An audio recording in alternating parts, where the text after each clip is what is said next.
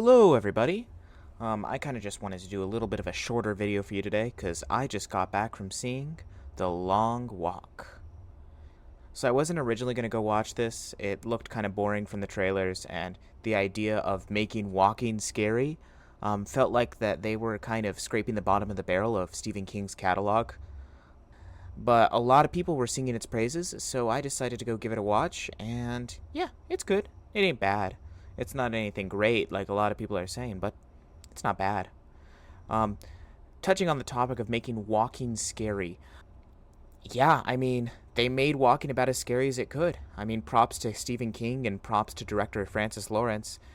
Walking is properly scary in this film. It really works.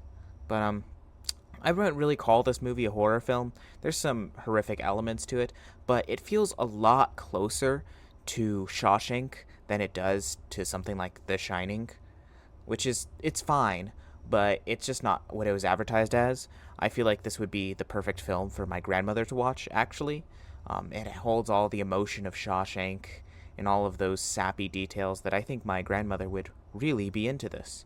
So, I think they should have gone for that crowd instead.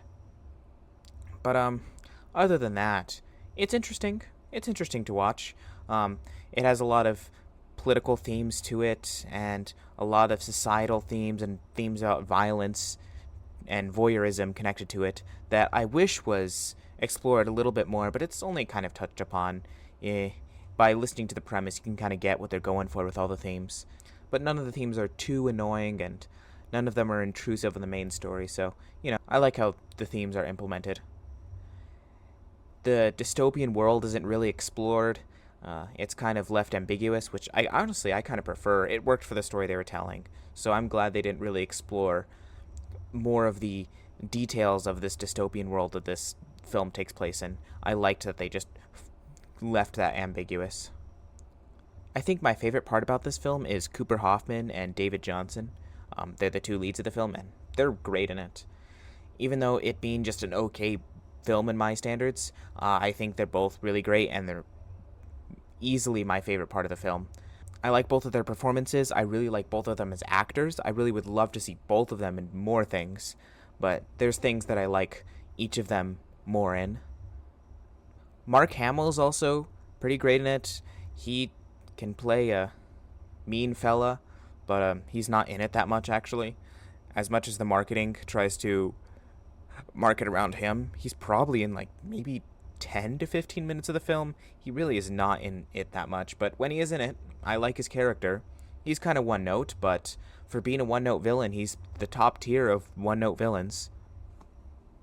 This film is very emotional. It's very manipulative with your emotions. It tries to pull a lot of the same tricks as Shawshank and films like it. There's a lot of death. There's a lot of camaraderie between these characters, and we get to know all these characters, and as we watch them get picked off one by one, it's less slasher-like and more Shawshank-like. Each of the deaths are very melodramatically built up to, and all have very overly dramatic scenes. And, I didn't mind it.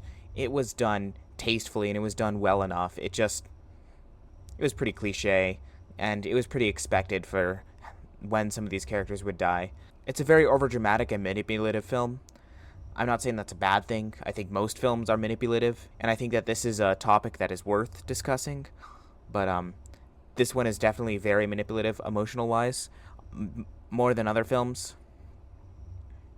Among other things, I mean, the filmmaking aspects are very competent. The acting is great. Cinematography is decent. It's shot well. It looks pretty. It looks nicer than the flat grayness of your average Marvel movie, so that's nice. And there's some actually really pretty shots to look at in this, which I wasn't expecting.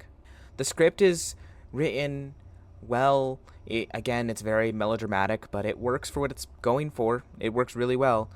It almost got me tearing up in some scenes, so I don't know. But I think the reason why a lot of people are praising this film is because we're kind of hungry for original content. When everyone has been starved from content like this, and all they see is superhero films and franchise films, and we gotta be honest, the franchise films follow the same structure and feel like superhero films nowadays. When everyone is just watching that and eating that up, when there's something that does have some resemblance of complex characters and some resemblance of character arcs that are really well built. That is actually a really well shot movie, and that has some melodrama to it that can be unexpected for some viewers. I think that it's easy to connect to it with that. I'm glad that people are praising this movie. I think that it might be nice for us to go back to more movies like this. Again, it feels like a 90s drama. This movie feels ripped straight from the 90s, but I'm glad a lot of people are enjoying this. But personally, it didn't really connect with me all that much. I mean, I had a fine time with it. It's competently made, and it's a decent time, but I'm never going to watch it again. It's fun, but again, I'd recommend it to my grandmother. I just see this as a good sign that people are actually starved for more original content that has some resemblance of actual storytelling, such as character arcs and character growth and character development and somewhat complex characters that don't feel like the same exact character pasted over and over. So, I'm glad for that. I enjoyed this. This is a fun time.